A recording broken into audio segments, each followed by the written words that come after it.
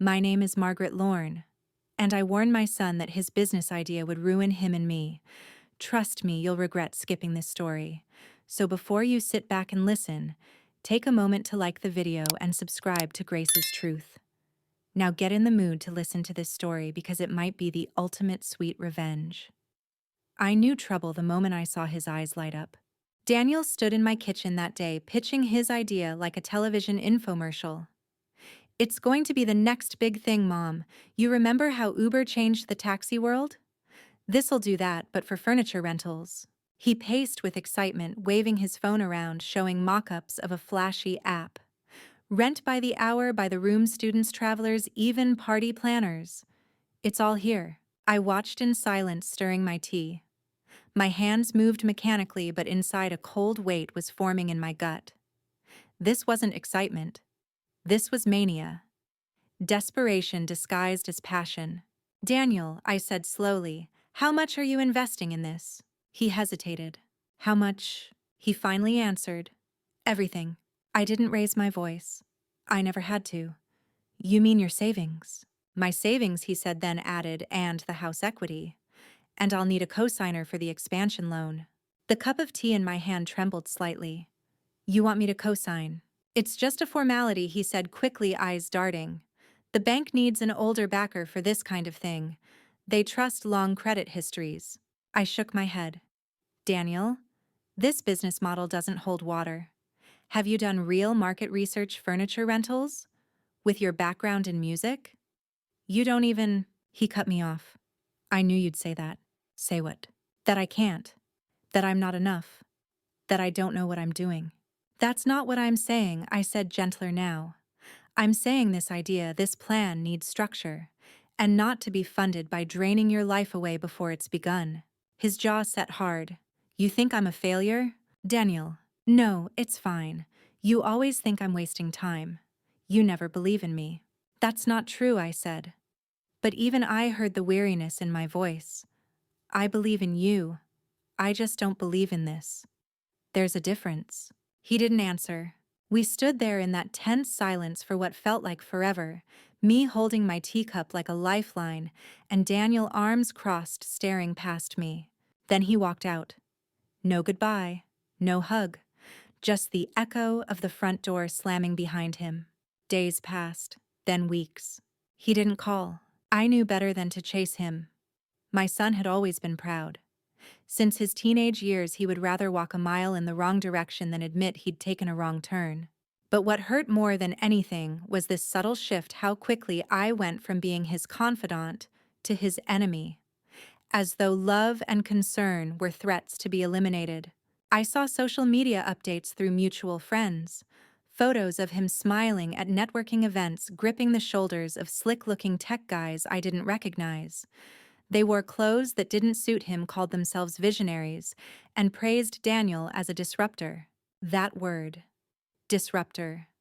I knew it too well. I'd spent 30 years as a financial analyst watching trends bloom and rot in real time.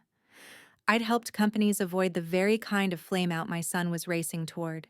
And still I held my tongue, because he was my son. Until the phone rang one afternoon.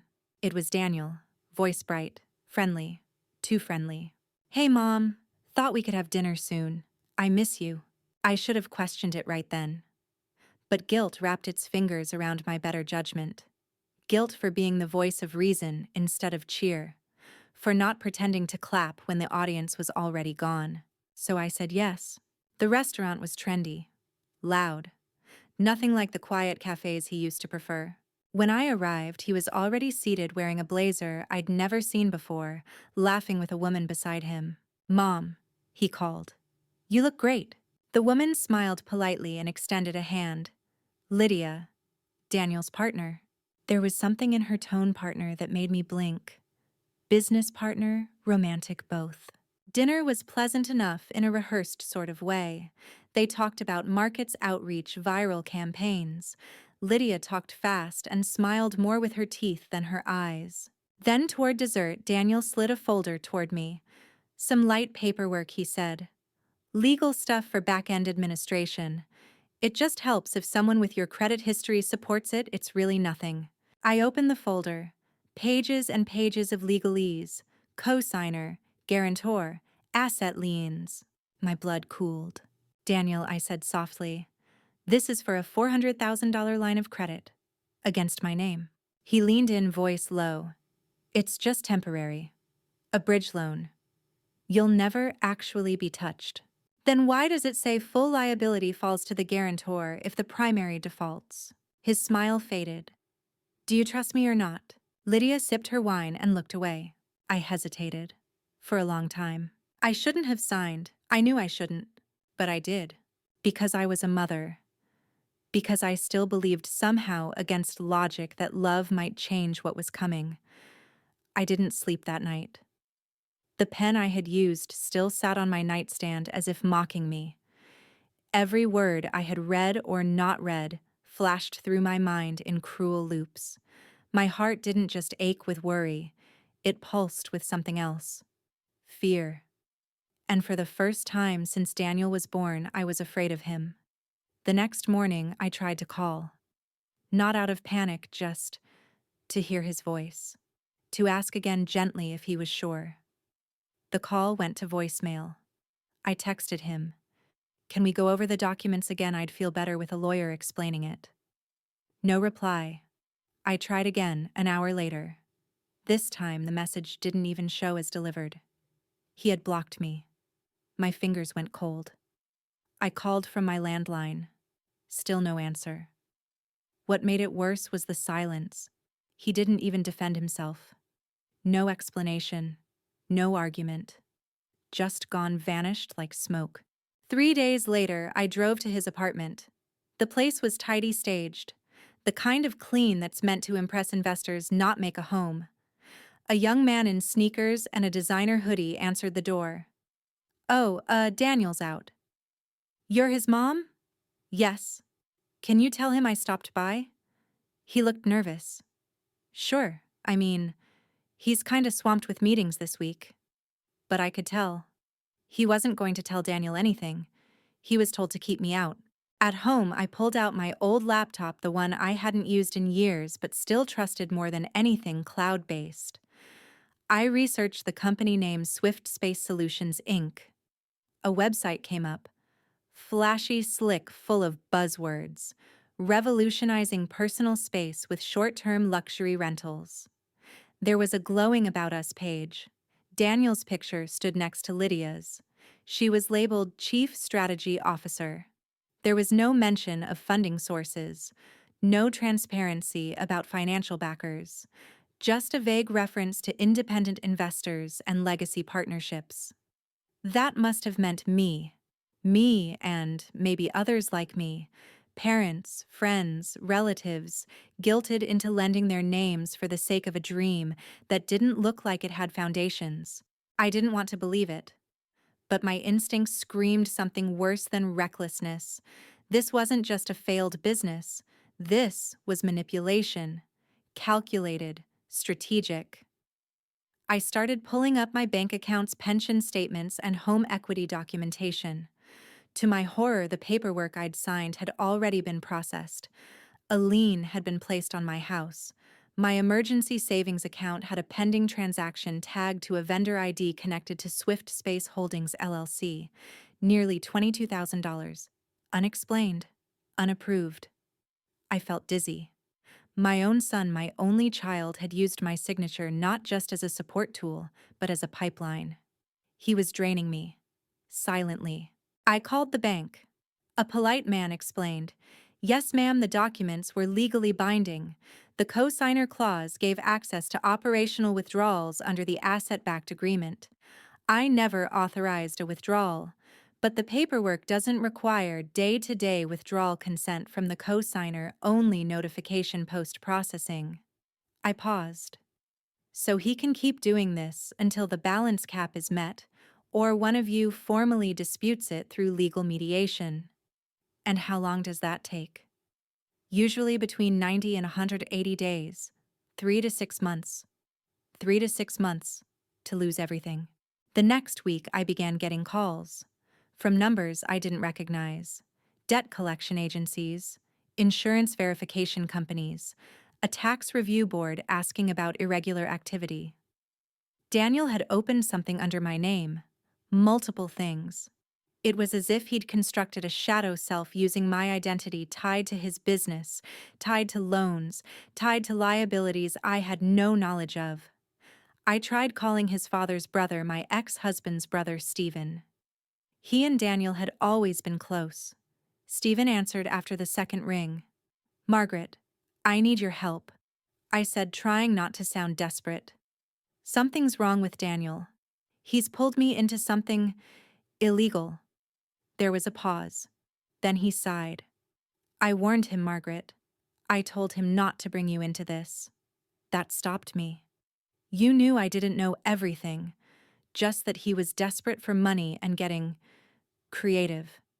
You didn't think to call me. I thought he'd come to his senses. He promised he wouldn't involve you." I couldn't speak. He continued.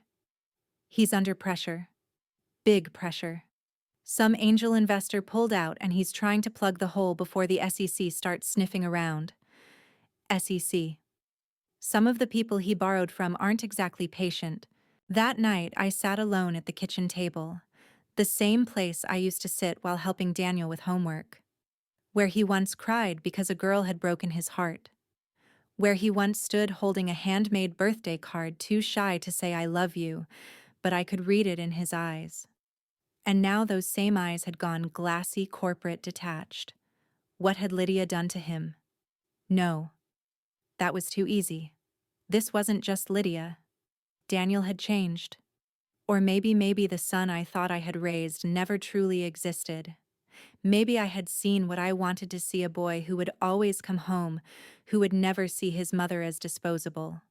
But now I wasn't a parent. I was collateral.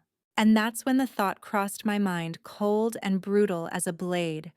He wanted me silent. He needed me out of the way. And if I didn't act soon, I would lose more than money. I'd lose everything. I stopped leaving the house, not out of shame, not fear, but because I knew that every time I stepped outside, something else would slip further out of my control. Mail piled up on the hallway table, letters stamped in red. Words like "urgent final notice" and "immediate action required" screamed silently from their envelopes. It was as if my peaceful little world, my retirement, my memories, the roof over my head, was unraveling one piece of paper at a time. And Daniel still hadn't called. I reached out to a former colleague, Judith, who had once worked with me during a particularly nasty merger review. She was sharp, detail-oriented, and had gone on to specialize in financial fraud. We hadn't spoken in years, but when I explained what had happened, she didn't hesitate. "Margaret," she said firmly, "you're not crazy. You're being targeted. This is financial elder abuse, and from what you're describing, it's premeditated." Those words hit hard. Elder abuse. Was that what I was now, old, vulnerable? No. I still had clarity. I still had my mind. But I didn't have time. Judith guided me through freezing my credit, then setting up alerts on all accounts. She even helped me file a quiet report with the local financial crimes unit. "Don't tell Daniel yet," she advised. "Just collect everything. Emails, voicemails, even casual messages. He's counting on you staying confused. Don't give him that." I hung up and felt something stir in me. Not rage, not despair, but resolve. I wouldn't fight fire with fire. I'd fight it with proof. The next day, I opened a dusty box of old tech junk I'd kept over the years. Inside was a small digital recorder I used to keep for meetings. The battery was dead, but I replaced it. I remembered that dinner, the one where he passed me the papers. I had brought the recorder that night, not even thinking. It was in my purse because I'd planned to return it to a friend. I hadn't turned it on, but I checked it now just in case. To my shock, there was a faint audio file dated that evening. Shaky, hard to hear, but Daniel's voice was unmistakable. "It's really nothing, just a formality. She won't be on the hook for anything. It just helps us look better to the bank." Then Lydia, laughing quietly. "She still doesn't realize you already submitted the draft last week." Daniel. Doesn't matter. Once she signs, it's all squared. Trust me, she won't know until we're in too deep. I stopped breathing. They had planned it. Every word, every smile, every bite of dessert, they had rehearsed it like a script. And I had played the fool. I saved the audio, backed it up twice. Then I went further. I logged into my old emails and found a trail Daniel hadn't bothered to cover. He had sent me a sample template weeks prior, a PDF attachment meant to show what a standard business cosigner agreement looked like. But that version was different from the one I signed. Slightly, quietly. The version I signed had one extra clause buried in legal jargon and authorization to transfer funds without prior notice in times of operational urgency. He had prepared me, conditioned me. I was collateral long before I picked up that pen. Still, I had no intention of destroying my son. Not yet. I wanted to understand. I wanted somehow to find an explanation in all this that wasn't monstrous. Some echo of the boy I raised, the one who once sang himself to sleep, the one who used to leave notes on the fridge reminding me to eat when I was sad. So I drove to his office. It was in a renovated warehouse in the trendy part of town. All glass walls and brushed concrete floors. I wasn't even allowed past the lobby. The receptionist smiled tightly. "Do you have an appointment? I'm his mother." She looked away awkwardly. "He's not in." I leaned in slightly. "Please tell him I stopped by. Tell him. I just want to talk. One last time." I walked out heart heavy but mind sharp. That night I received a text. Unknown number. But I knew it was him. "You shouldn't have come by. This isn't helping anything. Just let it go." Let it go. I had let everything go. My savings, my security, my dignity. And he wanted more. The next morning, I found a strange message in my mailbox. Not email, not text. A physical note, no return address. "You're damaging something you don't understand. Stop digging, or things will get worse for both of us." I sat on my porch, the paper trembling in my hands. He was trying to scare me now, to erase my resolve. But it was too late. He'd done something far worse than steal from me. He'd made me feel like I didn't matter. And that was unforgivable. So I called Judith again. "I need more than just alerts," I said. "I need to protect what's left and find a way to prove what he did." Her tone shifted. "You're ready then," she said. To hold him accountable, I closed my eyes. The wind rustled through the dying leaves in the garden where Daniel once played. The same garden I might soon lose. "Yes," I whispered. "I'm ready." Daniel called again. This time his tone was different. Not cold, not mocking something worse. Calculated. "Hey, Mom. Been thinking. We got off on the wrong foot. Lydia and I would love to have you over for dinner. Let's clear the air." Clear the air, as if he hadn't drained my accounts, forged my trust, and left me with a house at risk of foreclosure. But I accepted the invitation, not because I believed in second chances anymore, but because I needed to see him with my own eyes, to confirm that whatever remained of the son I raised was truly gone. Their apartment was pristine, over-designed, and painfully sterile. Not a photograph on the walls, not a single item that felt lived in. Lydia opened the door wearing soft pastels and a smile that didn't reach her eyes. "Margaret," she said, as if I were a visiting distant cousin. "So glad you came." Daniel appeared behind her, arms open wide. "Hey, Mom." No hug, no warmth, just a stage cue. I stepped in slowly, scanning the space. Marble counters, wine fridge humming. The scent of rosemary chicken filled the air, a dish I used to make for him when he was sick. He remembered, and he weaponized it. Dinner was uncomfortable. They asked about my gardening, my church work, my new hobbies. Not once did Daniel mention the house, the debt, the stolen money. It was all performance. The perfect couple hosting the fragile old mother. hoping perhaps that civility would shame me into silence. Then dessert came, and so did the documents. Daniel pulled out a folder, laid it gently on the table. Just some small amendments. Legal housekeeping, he said. Lydia added, "We thought it might help you feel safer since there's been confusion." I didn't touch the folder. What kind of amendments, I asked, voice even. Mostly liability stuff, Daniel said. Clarifies that if anything goes south, you're protected. It's for your peace of mind. I looked at Lydia. Her eyes were fixed on the table. That's when I knew. They were scared. They knew I was digging. Knew I wasn't staying quiet. And this sudden charm offensive wasn't a peace offering. It was a muzzle. A paper muzzle. Pretty and polite. "I'll have my lawyer review it," I said softly. Daniel blinked. "You hired a lawyer?" Lydia's smile stiffened. "Yes," I replied, calm as ever. "Her name's Judith. Brilliant woman. You'd like her." They both went silent. I stood brushing invisible crumbs from my lap. "Thank you for dinner." The rosemary chicken was nostalgic. Daniel's jaw clenched. And that's when I saw it again, that flicker. That edge. The same one from our first fight about the business. A look that wasn't frustration or disappointment. It was calculation. He wasn't trying to win me back. He was assessing risk. 2 days later, someone knocked on my door.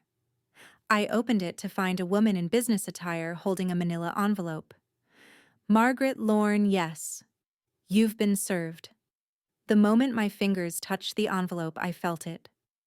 The cold machinery of their plan grinding forward. Inside was a notice intent to declare me mentally unfit to handle financial matters, filed by Daniel. He claimed I was confused, paranoid, exhibiting clear signs of declining mental competence.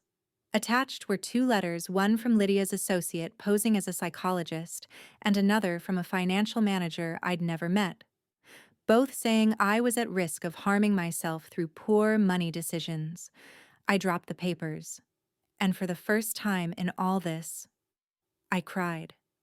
Not out of fear, but out of the profound, gut-wrenching realization that my own son was willing to erase me. Not just as a person, but as a mind. I called Judith. "I need to escalate," I said. "We will," she replied. "But they just made a mistake." "What do you mean they claimed you're mentally unfit?" "Which means every document they had you sign before this suddenly becomes questionable." I blinked. "If you were unfit now," Judith said, "then they can't prove you were competent then. They just undermined their own case." I sat slowly, stunned. "They tried to bury you," she added. "But they handed us the shovel to dig them out." I started keeping a journal, recording my routines, my thoughts, my financial decisions. Every day, I made copies, shared them with Judith, created a timeline. Daniel wanted a case against me. Fine, but I was going to hand the court a case against him. Then one morning, I received a phone call. Blocked number. But I knew the voice. It was Lydia. "I didn't want this," she said quickly. "He's gone too far. I told him to stop, but he won't." "Why are you calling me?" "Because I know about the audio. The recorder from the dinner." I held my breath. "I need to know if you're going to use it," she said. "I haven't decided." There was a long pause, then almost a whisper. "If I help you, will you protect me?" It took everything in me not to scream. Instead, I said, "Come to my house. Bring everything." She hung up. And that night, she came. No makeup, no jewelry, just a flash drive in her pocket and fear in her eyes. She handed it to me and said, "He forged more than just your signature. There are shell companies. He used your name to open accounts. If this goes to court, you'll win. But it's going to destroy him." I looked at her. Really looked. "Good," I said, "because he tried to destroy me first." Lydia's hands shook as she placed the flash drive on my kitchen table. It was nearly midnight. The room was dim, except for the soft overhead light, and yet the atmosphere was blazing with tension. She sat across from me, shoulders hunched, eyes darting to the window as if Daniel might burst in at any moment. I watched her not with pity, but with quiet suspicion. I didn't trust her yet. Not fully. But I did recognize something in her expression I hadn't seen before, fear laced with regret. "I didn't sign up for this," she murmured. "At first it was just business, a pitch, some networking. Daniel needed help with presentation, and I was good at spinning ideas into something shiny." She laughed bitterly. And he was charming, in that lost genius sort of way. But then it got darker, desperate. She slid the drive closer to me. "This has everything. Emails, internal spreadsheets, even video meetings. He recorded investors without their knowledge, faked revenue forecasts, used your accounts to shuffle money around, then hid the losses inside shell companies." I didn't speak. I just picked up the flash drive like a match that could burn down the lie I'd been pulled into. "He told me you'd never understand," she added softly. "Said you were bitter, controlling, that you wanted him to fail." I flinched. "I believed him," she whispered, "until I saw what he did to you." I leaned back in my chair, steeling myself. "Why are you really here, Lydia?" She looked down at her hands, fingers clenched into her sweater sleeves. "Because I'm next," she said. "If this fails, he'll blame me. He already started planting the idea with his legal team. He'll say I overstepped, mismanaged, lied to him." Her voice cracked. "I've seen him do it before to his friends, to his own father. I should have known better." That caught my attention. "His father?" I asked. She nodded. "There's a reason he hasn't spoken to him in years. Daniel filed a false abuse report during a custody dispute. Got full independence and legal control over his finances when he turned 18. My breath caught. That was never part of the story Daniel had told me. I thought his estrangement from his father was over ideology, pride, not manipulation, not fraud. Lydia stood suddenly. "I've said enough. I can't stay here. If he finds out I was here." I rose with her and walked her to the door. She paused at the threshold. "If you use that drive," she said without looking back, "he'll come after you with everything he has left." I stared at her. "He already did." She nodded and left. The next morning, Judith and I reviewed the files. She sat across from me, coffee untouched, her eyes glued to the screen, as folder after folder revealed the rot beneath Daniel's empire. "I've seen Ponzi schemes with less structure," she muttered. "He was laundering your retirement money through short-term vendor shells to make it look like his company was generating income." She clicked open a spreadsheet. "See this? 3 of these clients are registered to mailboxes inside a co-working space, all tied to your credit account. How much of it is recoverable?" I asked. She sighed. "Hard to say, but with this much documentation we can file for immediate injunction, freeze accounts, build a fraud case, possibly even reverse the lien on your home." My heart thudded. "But you need to be sure," she said. "Once we file this, there's no coming back. This will be public. His name, your name, it'll be a headline. Mother Sue's son." I looked at the drive. All those years. First steps. First heartbreak. First piano recital. I looked at the woman I'd become. Deceived. Undermined. Used. Then I nodded. "Do it." The legal storm started quietly. Judith filed for an emergency injunction under financial elder abuse statutes. Within 48 hours, a judge approved the motion. Daniel's business accounts were frozen. The home lien was suspended pending investigation. And suddenly, he was the one knocking on my door. I didn't answer the first time. Or the second. On the third knock, I opened it. Daniel stood there, disheveled, panicked. No suit, no charm. Just a boy in his 30s who looked like the walls were closing in. "What are you doing?" he said sharply. I didn't blink. Taking back my life. He scoffed. You don't understand how this looks. You're blowing everything out of proportion. I understand perfectly, I said. I read the emails. I saw the transactions. I heard what you said at that dinner. His face paled. You were recording? No, I said. You were careless. He paced. You think this helps you? You think dragging me down is going to fix anything? I'm not dragging you down, I replied. You did that on your own. I'm just refusing to drown with you. He stopped pacing. His voice dropped.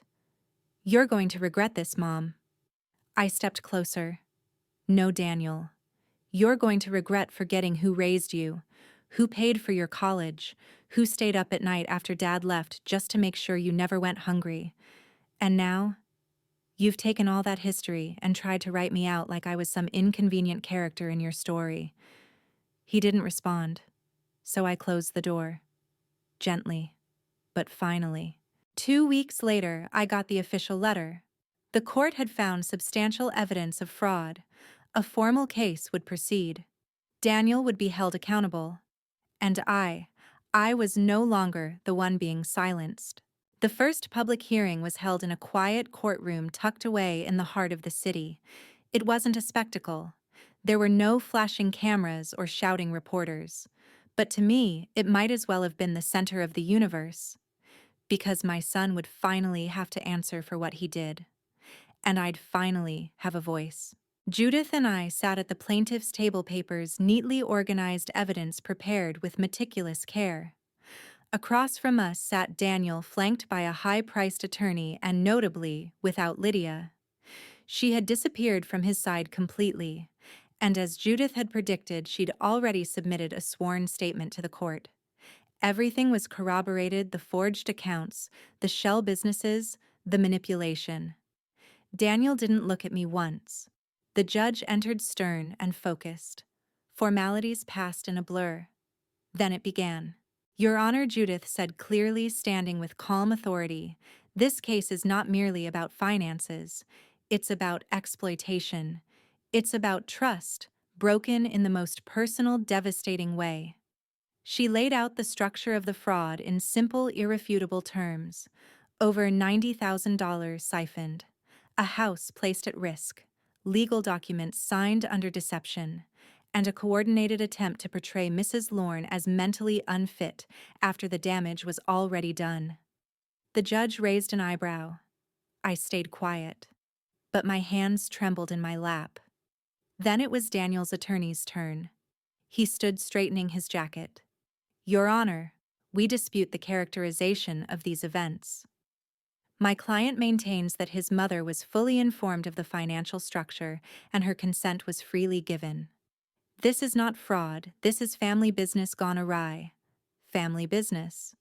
As if I had willingly signed away decades of security because I didn't understand a few terms. But it didn't end there. He continued. We also submit that Mrs. Lorne has on several occasions displayed signs of confusion and emotional instability. Objection, Judith snapped. Unsupported claim. And prejudicial. Sustained, the judge said, without even looking up from his notes. That's when I realized something. Daniel looked tired, but not guilty, not ashamed, just annoyed. As though this was some irritating detour. As if all of this, the court, the consequences, me, were just things in his way. Then the judge turned to me. Mrs. Lorne, would you like to make a statement? I stood slowly. My knees weren't what they used to be, but my voice was strong. Yes, Your Honor. I looked across the room, straight at Daniel, and I began. I raised my son alone after his father left. I worked late nights, skipped meals, paid bills in pieces. I did it so he would never feel the emptiness I grew up with. My voice wavered, but I didn't stop. I taught him how to add with coins on the kitchen table. I packed his lunches when I had nothing left for myself. And when he failed, I never blamed him, I just picked him up again. I looked down, swallowing hard. And this is how he repaid me. I turned to the judge. Your Honor, I don't want vengeance. I don't want to destroy his life. I want to protect mine, my dignity, my home, my future. I sat back down, and silence filled the room. The judge nodded. We'll review the full materials, he said. Based on the evidence already presented, a temporary protection order remains in place. Assets will remain frozen. We will proceed to formal discovery. And with that, the gavel came down. Daniel rose and walked out without a glance. Judith exhaled slowly. He's unraveling, she whispered. He thought you'd back down by now. I didn't answer. I just stared at the door he'd disappeared through. And I realized something chilling. This wasn't over. Not for him. And not for me. That evening, I came home to find something waiting. An envelope. No return address. Again. Inside a single printed page. Stop pushing. Or the next thing to fall won't be your house, it'll be your name. There was no signature. No proof of sender. But I knew. Daniel hadn't just been trying to take my money. He was trying to erase me. I called Judith. She was silent for a moment.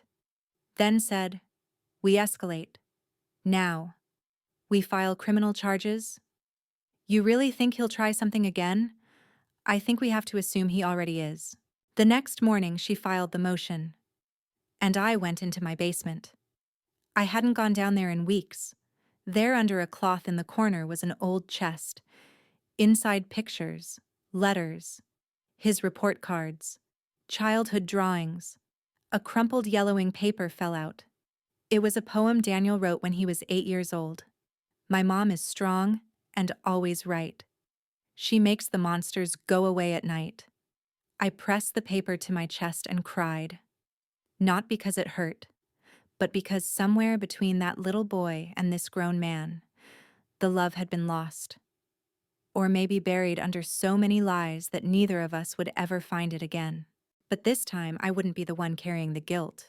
He would. The courtroom was behind me, but the shadow Daniel cast had only grown longer. In the weeks that followed, I became a woman in limbo, not quite a victim anymore, but not yet safe. Judith had filed the criminal complaint and the fraud task force was now officially involved, but legal justice moved at its own glacial pace. Daniel, meanwhile, was unraveling in a different way. I began receiving strange calls from former colleagues of his, investors. One man, irate and panicked, called me at home. "Are you his mother?" "Yes," I said cautiously. "He told me you were his lead investor, said you'd matched our funding, that you were part of the board. Now the funds are gone. I just lost $70,000. I listened in silence, then gave him Judith's contact info. I didn't have answers, just battle scars. Lydia resurfaced briefly. She sent an email with no subject line. "They're starting to turn on him. You should know he's talking about leaving the country." I forwarded it to Judith. She replied in less than 10 minutes. "Already alerted the fraud division. If he tries to disappear, they'll flag his passport."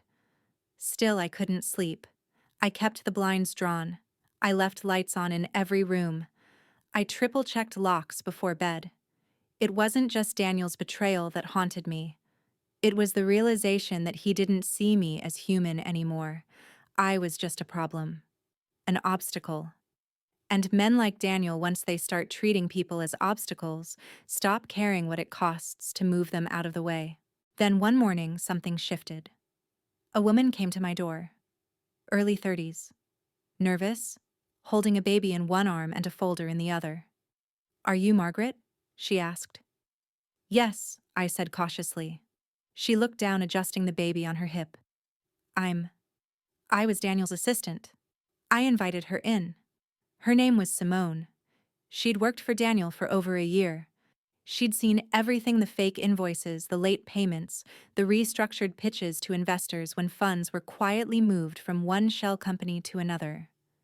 But more than that, she had records, receipts, screenshots, emails where Daniel detailed how to convince Mom to sign off by softening the language and exaggerating projected returns. One line stood out like a knife to the chest. If she doesn't sign, remind her she's been dependent on me since Dad left. Guilt usually works. I read that one twice, then folded the page gently. Simone watched me. Why now, I asked her. Why bring this to me?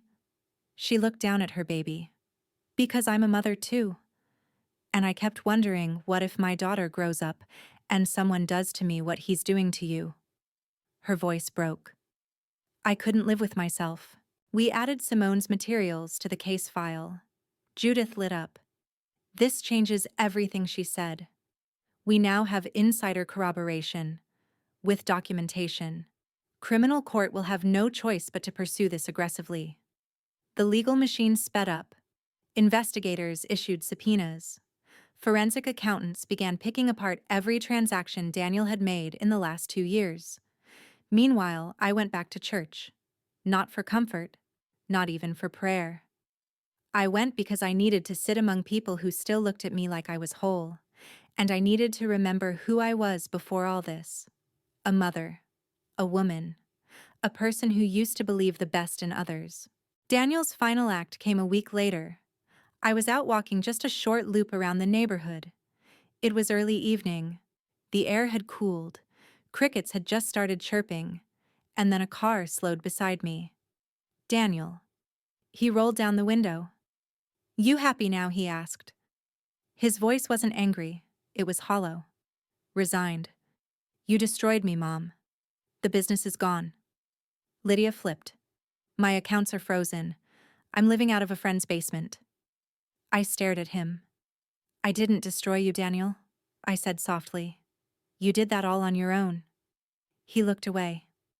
You think they're going to forgive you for this? That people won't whisper? You're just an old woman who couldn't let her son succeed. Succeed, I said, stepping closer. You call this success? You never wanted me to win. I felt my voice crack.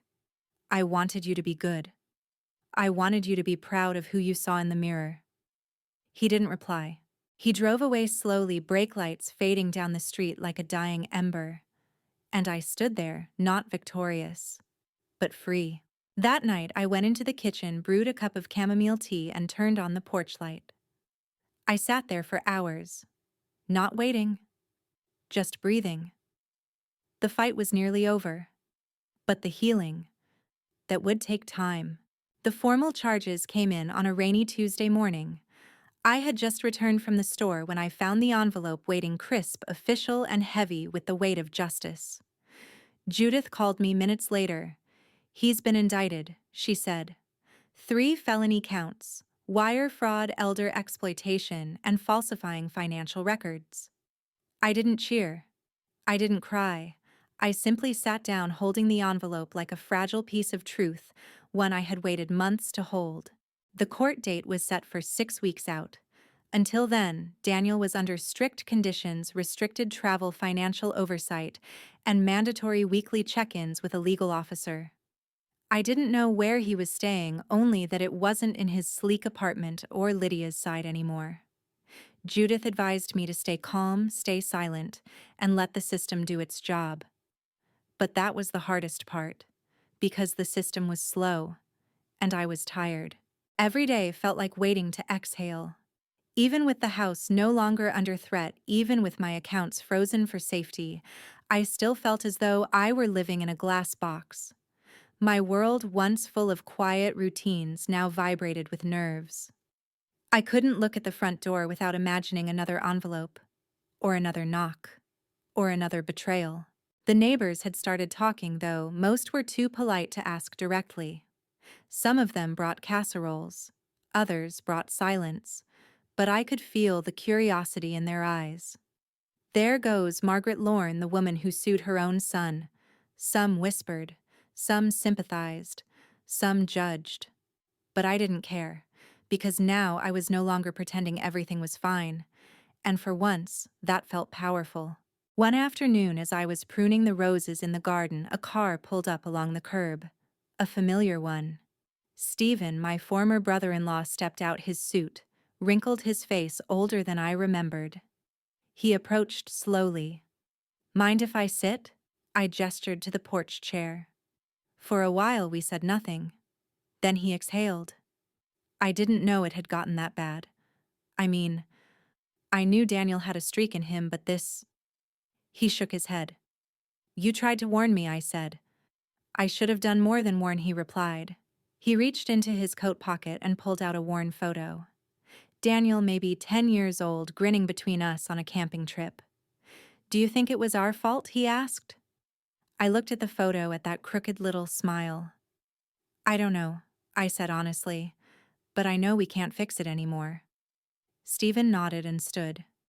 If you need anything at all, Margaret, I cut him off gently. I think I need to finish this alone. He didn't argue. In the days leading up to the trial, Lydia emailed again. Just one line: I've submitted everything I have. For what it's worth, I hope he pays. I didn't reply. I didn't need closure from her. Just justice. The trial itself was scheduled for 3 days, but by the middle of the second, it was clear which way the wind was blowing. The prosecution laid out a damning case complete with voice recordings, altered documents, and testimonies from former employees like Simone. Judith was unshakable. The defense, in contrast, stumbled. They leaned hard on emotional appeals, insisting Daniel had only made mistakes under pressure and was manipulated by outside advisors. But no one believed that anymore, especially not the jury. On the final day, the judge gave Daniel a chance to speak. He stood, hands shaking slightly. I didn't mean to hurt my mother, he said. I thought I could make something of myself. And when things started going wrong, I panicked.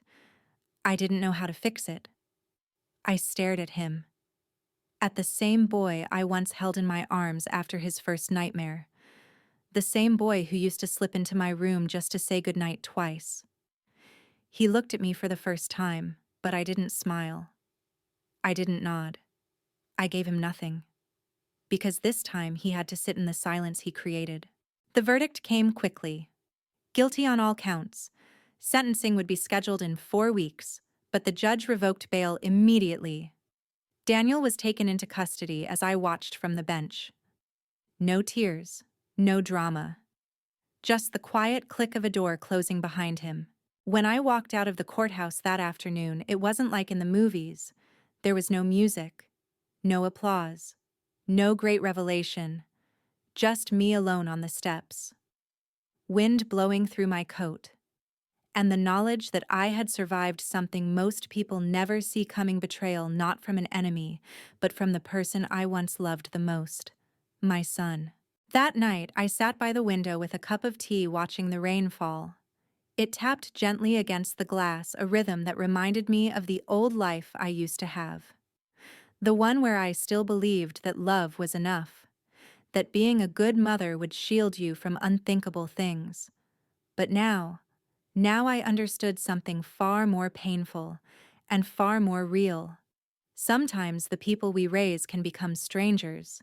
Sometimes love doesn't stop them from hurting you, but truth. Truth has a way of surviving every lie it's buried under. The weeks following the verdict felt strangely quiet. Not peaceful, not yet.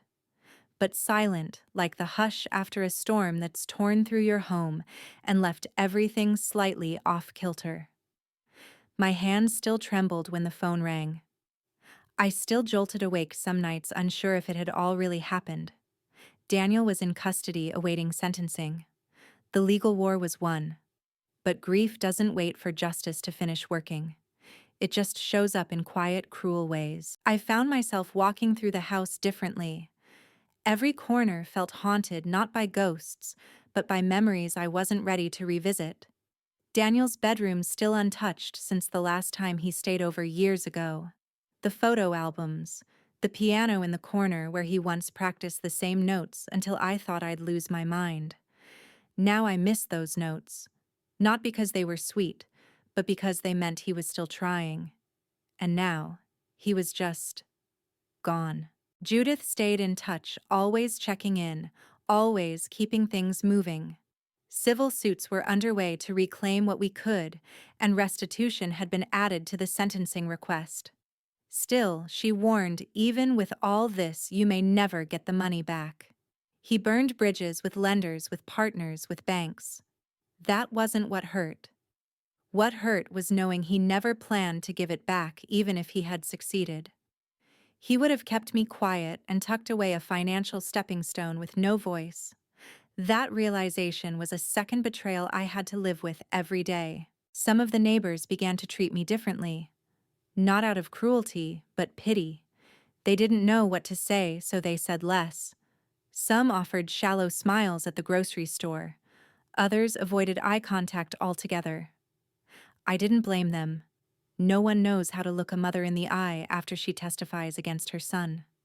At church, I could feel their glances during hymns, as if I were something rare, not unholy, but damaged. Like I'd been cracked by something they couldn't name.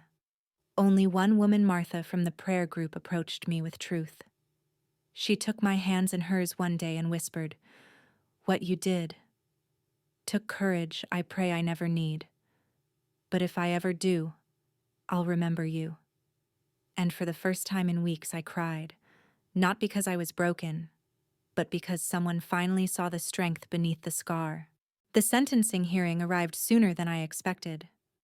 I wore black not to mourn, but to mark the end of something. A chapter I never wanted, written by hands not entirely my own. Daniel entered the courtroom in shackles. I hadn't seen him since the trial. He looked smaller. Not thinner, just diminished. Like a balloon that had lost its air. The sparkle in his eye, the one that used to light up when he discovered something new, was gone. The judge didn't waste time. He listed the charges again, then summarized the evidence. Voice calm, unemotional. Then he turned to Daniel. "You used your mother. You misled partners. You fabricated entire layers of corporate structure to hide personal theft. You forged your way to failure and nearly took your mother's life savings with you." Daniel said nothing, not even when asked if he had a statement. Just a shrug, a glance toward the floor. The judge shook his head. 5 years, he said. With eligibility for parole in 3. Mandatory restitution process begins immediately. The gavel dropped. Just like that, it was over. I walked out alone. Again. But this time the weight was different. Not heavier, not lighter. Just real. When I got home, I opened a box I had avoided for too long, a collection of Daniel's childhood things. Drawings, school awards, letters he'd written to Santa to me. One note caught my eye. A birthday card from when he was 10. "I love you more than video games and ice cream. I will take care of you when you're old and make you tea and buy you a dog if you're lonely." I smiled. It wasn't a bitter smile. It was gentle. Because I realized something: that boy, the one who wrote that card, the one who meant it, he had existed. For a time. And I had loved him with everything I had. People asked me later if I forgave Daniel. It's not a simple answer. Forgiveness isn't a door you walk through once. It's a hallway you visit over and over, deciding each time whether you're strong enough to take another step. Some days I am. Some days I'm not. But I do live again. I garden. I teach financial literacy classes for seniors now to help others avoid what happened to me.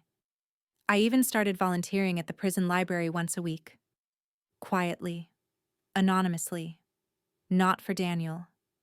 For me. Because healing doesn't mean forgetting. It means choosing your own ending even when someone tried to steal it from you.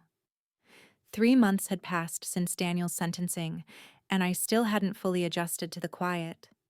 Not just the quiet in my home, but the one inside me, the space where worry had once lived like a tenant who never paid rent.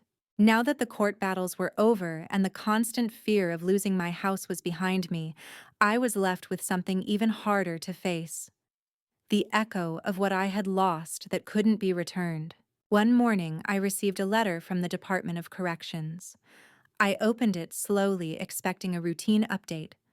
But inside was a typed message, brief, formal. Inmate Daniel Lorne has submitted a request for supervised visitation with immediate family. I froze. Not because I didn't understand, but because I did. Daniel wanted to see me. After everything. After the forged documents, the lies, the courtroom betrayal, he wanted to sit across from me in some cold institutional room and, apologize? Or try to rewrite the ending once again. I didn't answer the letter at first. Instead, I took long walks. I read books without finishing them. I found myself standing still in front of the mirror some nights, as if searching for the woman I used to be before all this. The one who laughed when her son made a joke, who cried when he succeeded, who believed love could fix anything. That woman was harder to find now, but parts of her still flickered in me. Quiet, steady, like the pilot light on a stove. It was Judith who asked the hard question. We were having tea at my kitchen table, our routine now. He asked for a visit, I said softly. She sipped and gave me that measured look I'd grown to trust. How do you feel about that? I don't know, I said. It's like asking someone how they feel about standing at the edge of a cliff after nearly being pushed off it. She didn't smile. I could say no, I added. Legally, I'm under no obligation, but something about ignoring it feels like walking away from the final page of a book I've been forced to read. She nodded slowly. Then go. But don't go for him. Go for you. Go to hear what needs to be heard, or to say what needs to be said. Her words stayed with me long after she left. A week later, I submitted my approval. And 2 weeks after that, I stood in a visitation room wearing my best coat, my hands clasped in front of me like I was back in church. Daniel walked in, escorted by a guard wearing the state-issued uniform. He looked older not in years but in spirit, like someone who'd spent too long watching the world move on without him. He sat down across from me, cleared his throat. Hi, Mom. I didn't reply immediately, just studied him. No lawyer, no script, just Daniel. And something in me softened, not out of forgiveness but out of memory. I remembered the boy he was, not the man he became. I wasn't sure you'd come, he said. Neither was I. He looked down, fidgeted with his hands. I've been thinking. A lot. I know it doesn't fix anything, but I wanted to say it anyway. I waited. I'm sorry. I breathed in. He continued. I don't expect you to believe it. I barely believe it myself some days. But I thought if I could just see you, tell you, maybe I could start trying to be someone else. Someone better. Why now? I asked softly.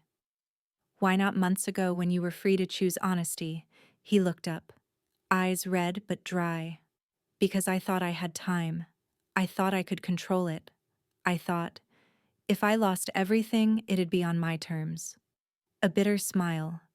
Turns out that's not how life works. I watched him for a moment. You didn't just betray me, Daniel. You dismantled everything I believed about you. About us. He nodded. I've spent the last year trying to survive the damage you left. Not just the debt. The doubt. You stole more than money. You stole my trust. I know, he whispered. I sat forward. You knew what you were doing. Don't pretend otherwise. You manipulated me with memories. You used guilt like a tool. I was scared, he said. So was I said firmly. But I didn't use it as a weapon. Silence stretched between us.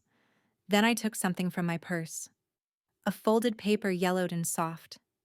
I slid it across the table. He opened it, read it. His eyes widened. It was the birthday note, the one he wrote when he was 10. I love you more than video games and ice cream. I will take care of you when you're old and make you tea and buy you a dog if you're lonely. He looked up at me, tears finally brimming. I meant that, he said. I swear I did. I know, I whispered. That's what makes this so hard. The guard tapped his watch. Time was almost up. Daniel wiped his eyes.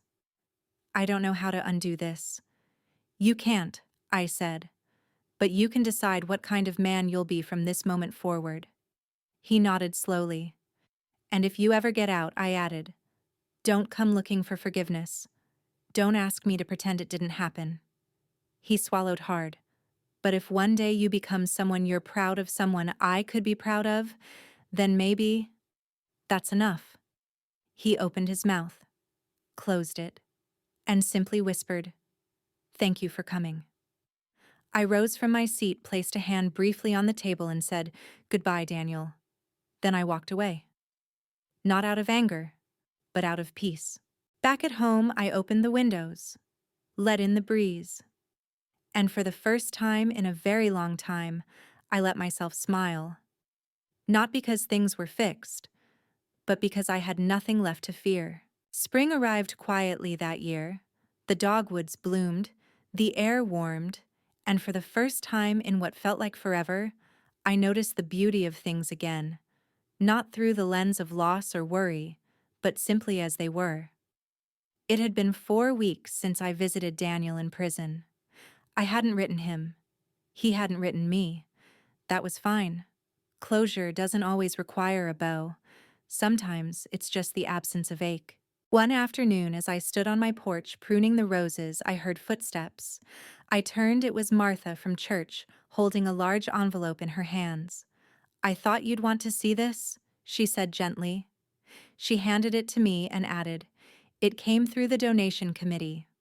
He didn't want his name mentioned, but I recognized the handwriting. She smiled faintly. Do with it what you will. Then she left. I stared at the envelope for a long time before I opened it. Inside were 2 things. First, a single page written in Daniel's unmistakable hand. Mom, I'm not asking for anything. Not your forgiveness, not your pity. But I wanted to give you something real, something I built, not borrowed or faked. I started tutoring here. Inmates who can't read. Some can't write their own names. We meet twice a week in the library. I brought one man from cat to caterpillar, and he cried. This is the first thing I've done that doesn't feel like a performance. I remembered how you used to teach me with flashcards. I guess I'm still learning. Daniel. The second thing in the envelope was a photograph. It showed Daniel seated beside 3 men in prison uniforms hunched over books. One of them looked maybe 50. Another couldn't have been more than 20. All of them were laughing, caught mid-moment. And Daniel. He wasn't smiling for the camera. He was just smiling. Naturally. Quietly. It didn't erase what he had done, but it stirred something in me I hadn't felt in a long time. Hope. I placed the letter in my drawer next to the old birthday note. Not because I was ready to reach out, but because for the first time I felt like he might finally be building something of his own, not from lies or leverage, but from effort. And that meant something. Meanwhile, my life began to stitch itself back together. I accepted a part-time role at a local senior center teaching basic budgeting and financial safety. Most of the people who showed up didn't come for the spreadsheets, they came for the stories. They asked about identity theft, fraud, what to look for when someone they love suddenly needs just a little help with their accounts. I told them the truth. And not just the legal truth, the emotional one. How betrayal hides inside trust. How love is sometimes the first weapon someone will use against you. And how it's still possible to survive it and come out whole. One afternoon after class, a woman named Dolores lingered behind. She must have been in her early 70s, smartly dressed, soft-spoken. My grandson, she said quietly. He keeps asking me to invest in a crypto art thing. I don't understand any of it, but he says I'm the only one who believes in him. I looked at her kindly. Believing in someone, I said, doesn't mean handing them the match when you smell smoke. She nodded slowly. And for the first time, I saw in someone else's eyes the thing I had once carried in mine, guilt, dressed up as generosity. I gave her Judith's card. If you ever feel unsure, call her. No shame, just protection. She smiled. Thank you. And I knew then that I wasn't just rebuilding, I was reaching back. For others like me. Time marched on. I painted the guest room, took a trip with Martha and the other churchwomen to the coast, learned how to bake a pie that didn't come from a frozen box. Little things, ordinary things. And in their simplicity, I found the extraordinary truth I was still here. I was still me. Then one afternoon, I received a small, certified envelope in the mail, not from Daniel, from the state restitution office. Inside a statement. Daniel had officially begun paying restitution. It was a modest amount, $72, barely enough to cover what I'd spent on printer ink last month. But it was something. A gesture. A start. And when I saw the breakdown of the payment, $22 from his prison job, the rest from a portion of his commissary allotment, I sat down and wept. Not out of sadness, but because I finally felt the scales begin to shift. Not just in money, in accountability. That night, I wrote him a letter. Short, honest. Daniel, I received your first payment. It's not about the amount. It's about the fact that it came from effort. That matters. I don't know what our future looks like, but for the first time in a long time, I believe you're trying. Mom. I didn't know if he'd write back. I wasn't sure if I wanted him to. But for the first time, the idea of rebuilding didn't feel like weakness. It felt like strength. Late that evening, I went out to the garden. The moon hung low and full above the lawn, casting silver shadows across the roses. I thought of everything I had lost, and everything I had kept my name, my voice, my truth. Daniel had tried to silence me, but in the end, I'd found something louder than anything he could fabricate. My own story. Autumn arrived the way it always did, quietly, without asking permission. The first sign wasn't the color of the leaves, but the way the morning light changed. Softer, more slanted. It made the dust in the kitchen air look like gold. I had just poured myself a cup of tea when the phone rang. I almost didn't answer these days. I treasured silence. But when I saw the name on the screen, my breath caught. Daniel. Not a number from the prison. Not a withheld caller ID. A proper name. A real phone. Which could only mean one thing. He was out. I answered slowly. Hello. There was a pause. Then, hi, Mom. His voice was different. Not broken. Not hardened. Just quiet. Smaller somehow. I didn't want to call, he said. Not like this. But they said you might want to be notified. Early parole. Good behavior. I was released this morning. I sat down. My tea went untouched. Where are you now? A halfway house. They said it's standard for a few months. Then maybe work release or an apartment if I can prove stable income. I stayed quiet. I'm not asking for anything. He added quickly. I know what I did. I know who I became. I just thought, if you ever wanted to know where I was, now you do. And then for the first time in a very long time, he said something I never expected. You don't owe me forgiveness, Mom. You don't even owe me a conversation. But I wanted you to know that I'm working at a bookstore downtown now. Real hours. Real paycheck. It's small, but it's mine. It's honest. That word. Honest. I clung to it like a handrail. We didn't say much else. He didn't ask to visit. I didn't invite him over. The conversation ended with a mutual, awkward take care. But after I hung up, I just sat in the kitchen for a long time, listening to the clock tick. I didn't know what I felt. Not relief, not grief. Maybe just stillness. Daniel was back in the world. But this time, I wasn't afraid. Because I was no longer the woman who could be broken by him. A few weeks later, I stopped by the bookstore. Not to see him, I told myself that firmly. I was in the area. I needed a gift for Martha's birthday. That's all. It was a tiny shop tucked between a sandwich cafe and a consignment store. the kind of place that smelled like old pages and patience. He didn't see me come in. He was behind the counter helping a teenage girl find a book on college scholarships.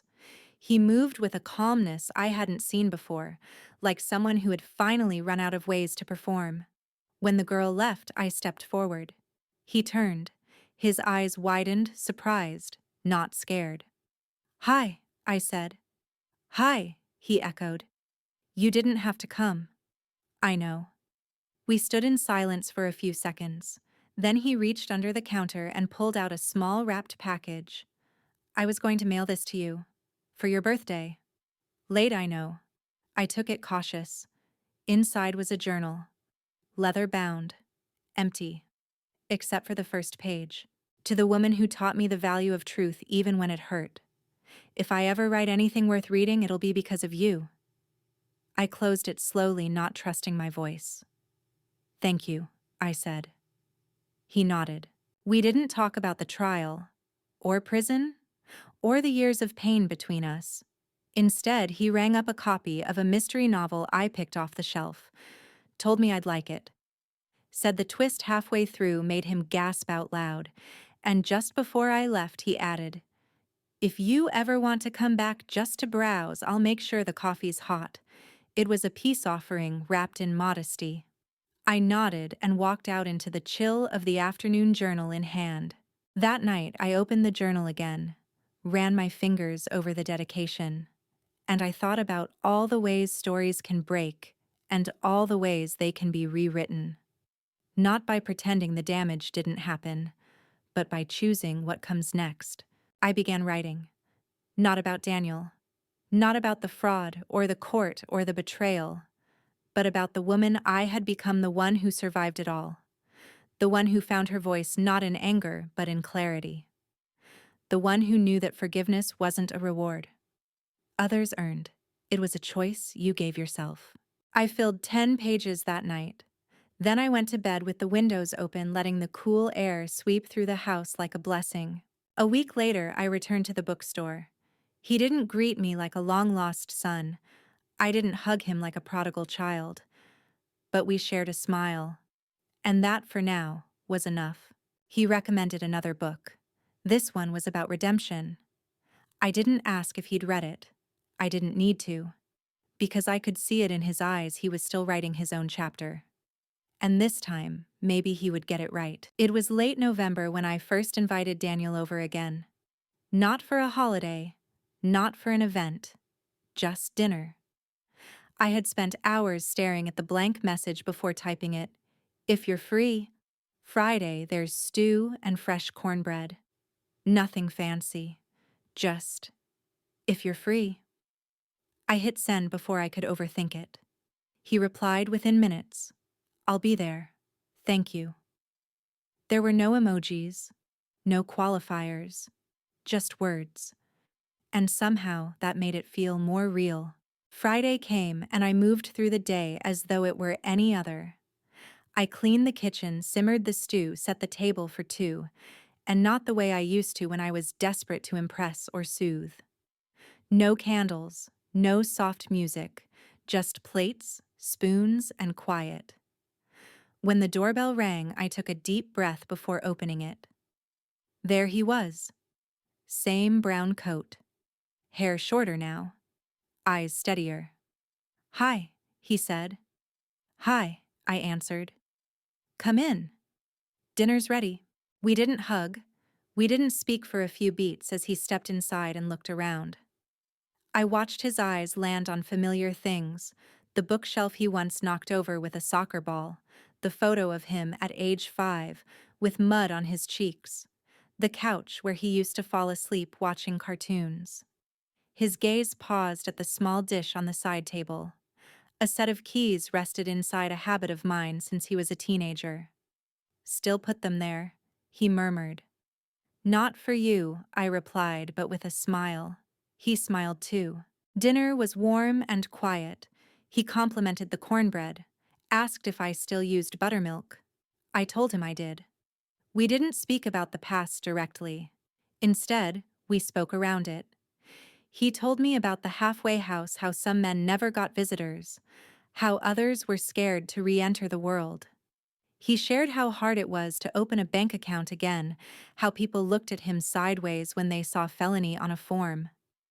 But he also told me about the bookstore, the small promotion he'd been offered, how he now managed inventory and helped with community reading nights. It's not glamorous, he said, but when a kid lights up after finishing a book for the first time, it feels like, I did something right, even just once. I nodded. Doing one thing right, I said, can matter more than doing 100 things wrong. His shoulders relaxed. For a moment, we just sat, two people trying to be in the same room again after being miles apart for years. After dinner, he helped me clear the dishes, washed them without asking. I watched him from the doorway as he dried the bowls, his hands a little shaky but practiced. When we finished, he leaned against the counter. I didn't think I'd ever be standing in this kitchen again. You are, I said. But don't mistake it for the past. This is not a return. This is something new. He nodded slowly. I understand. We sat on the couch nursing cups of tea, watching the wind play through the trees outside. I've been thinking about Dad, he said suddenly, and the lies I told back then. I stiffened, but I didn't interrupt. I blamed him for a lot of things. Some of it was fair, some of it wasn't. But I started learning that blame is addictive. Once you let yourself believe you're always the victim, it becomes easier to hurt others without guilt. He looked at me.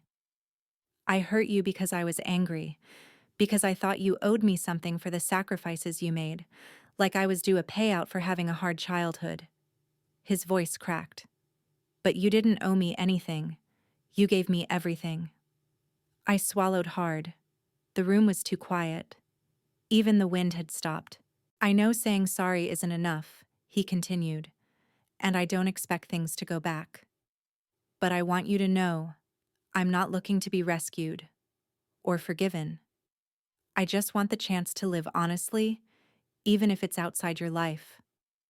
I stared at him, and then I said the thing I'd never allowed myself to say before. You're still my son, Daniel. But I'm no longer the mother who'll cover for you or pretend your wounds justify your weapons. He nodded. I wouldn't ask you to be. I paused, then added, but if you're truly rebuilding yourself brick by brick, I'll stand near enough to watch. Not to catch you, but to witness it. Tears welled in his eyes. And mine. Before he left, he turned at the door and asked, Can I come back next Friday? Same cornbread, I smiled faintly. We'll see. He laughed. It was the kind of laugh I hadn't heard from him in years, unguarded, boyish. Then he stepped out into the cold. After he left, I sat down at my desk and opened the journal he'd given me. I wrote, Tonight, my son came to dinner. We didn't erase the past, but we opened the door to a new story. One that doesn't begin with betrayal, but with two people learning how to speak again. And for the first time in a long time, I felt something shift inside me. Not just healing, hope. By mid-December, Daniel was coming over every Friday. We never called it anything special. Never labeled it rebuilding or forgiveness. But it was something, a ritual maybe. A slow stitching together of two lives torn apart by greed, betrayal, and time. Some nights we talked. Other nights we just shared a meal, washed the dishes, and watched the evening news. There were still unspoken things, entire chapters we'd left untouched. But there was also a softness returning to the silence between us. Not the tense quiet of before, but the comfortable kind. One Friday, I caught him lingering in the living room after dinner, staring at the old family bookshelf. He pulled out a battered hardback, The Little Prince, and turned it in his hands. You used to read this to me, he said. I still remember the voices, I replied. He looked at me, eyes glinting with memory. Do you remember the line you always made me repeat? I nodded. You become responsible forever for what you have tamed. He set the book down gently, like it might break. Later that night, as we stood by the door, he hesitated. There's something I've been meaning to say, he said. Not an apology, you've already heard enough of those. He reached into his coat and pulled out an envelope. This is the first full payment I was able to make. Real money. From my job. No one else's name. No tricks. I took it, feeling the weight of it in my palm. It's not about the amount, I said. He smiled. I know. It's about earning it. I nodded. And for the first time, I didn't feel like I was looking at a stranger who once wore my son's face. I was looking at a man who was finally standing still in his own skin. Christmas came fast. The church was filled with poinsettias and warm hymns. I joined Martha's choir group again and even helped with decorations for the community potluck. There was laughter, candlelight, songs sung slightly off-key. Daniel didn't ask to come, and I didn't invite him. We both knew some things still had to be earned, not forced. But on Christmas Eve, just as I was turning down the lights and settling onto the couch, there was a knock at the door. Daniel stood there holding a small box. I wasn't sure if you'd be home, he said awkwardly. I always am, I replied. He stepped inside. There was no fanfare, no wrapped gifts or festive music, just two people sitting quietly again, this time beside a small twinkling tree. He handed me the box. Inside was a necklace, not expensive but delicate. It held a small gold charm, a key. I know I don't deserve a place back in your life, he said, but I'd like to keep trying. So I thought, maybe this could be a symbol, that the door's not locked forever. I touched the charm. It was warm from his hand. You can stay for Coco, I said quietly, but I'm not making you pie. He smiled. Fair enough. That night after he left, I sat by the tree holding the key between my fingers. And I let myself cry. Because somewhere between the lies and the letters, between the courtroom and the kitchen, something had shifted again. I wasn't just recovering from betrayal anymore. I was reclaiming motherhood, not the version that sacrifices everything in silence, but the one that says, I love you enough to make you earn my trust. In January, Daniel brought over his tax documents. Can you check them? He asked sheepishly. I double-checked, but I scanned through the forms and noticed something. There under emergency contact was my name. I raised an eyebrow. Emergency? He shrugged. Figured if I ever landed in the hospital again, I'd rather it be you than a parole officer.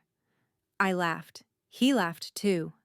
And in that laughter, I realized something vital. We had found a way to exist again.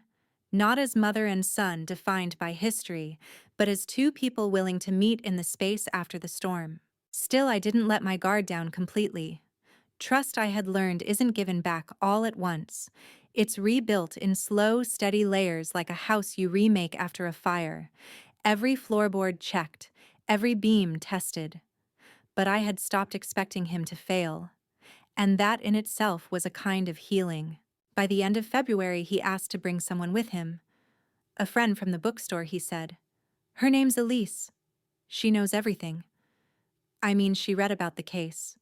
It's not exactly hidden, but she sees me now. Not the version I tried to pretend I was.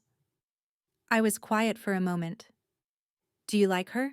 I asked. He smiled. Yeah, I really do. Then tell her I make a decent roast. He looked like a child again for a second, hopeful, almost shy. The following Friday, I met Elise. She was warm, sincere, and clearly saw Daniel for who he was now, not who he used to be. Over dinner, she asked polite questions, laughed at old stories, and didn't flinch when I brought up before the trial. After they left, I stood at the sink drying the dishes slowly. I looked at the empty chair Daniel had sat in, and I thought, maybe redemption doesn't look like turning back time. Maybe it just looks like staying in the room long enough to be seen again. Later that night, I opened the journal, and I wrote. He sat at the same table where he once passed me forged documents. But tonight, he passed me a spoon, and I handed him the salt. Maybe that's how healing begins. Not with an apology, but with a meal, and the silence that doesn't hurt anymore. It was a rainy Sunday morning in early April when I realized I no longer checked the mailbox with dread. I used to dread letters, court notices, debt warnings, subpoenas. Each envelope had once felt like another bullet from a war I never chose to fight, one that started the day my son handed me a folder over dinner and asked me to sign something that would unravel our lives. But now, the mail was quiet. And so was I. Not because life had gone back to what it was, but because I'd finally accepted that it never would. And that was okay. On that Sunday, Daniel arrived not for dinner, but with a small toolkit and a quiet smile. "I figured I owe you more than food," he said. "Let me fix the kitchen cabinet you've been cursing at since Christmas." I watched him kneel on the tile screwdriver in hand sleeves rolled up like the handyman he was never taught to be. I didn't hover. I didn't supervise. I just let him try. And when he finished, I tested the cabinet door. It opened and closed with a soft, satisfying click. Perfect. We had tea afterward. He sat at the table, fingers wrapped around his mug, looking around the room like it belonged to someone else's memory. "I used to think success meant being impressive," he said. "Money, applause, big things." I didn't speak, just let him. But I think now, maybe success is being someone you'd trust with your keys again. I met his eyes and said gently, "The hook's still by the door." He smiled, not wide, not for show, but the kind of smile that only appears when you know you've finally earned it. Later that week, I was asked to speak at the Senior Center's spring seminar on financial awareness.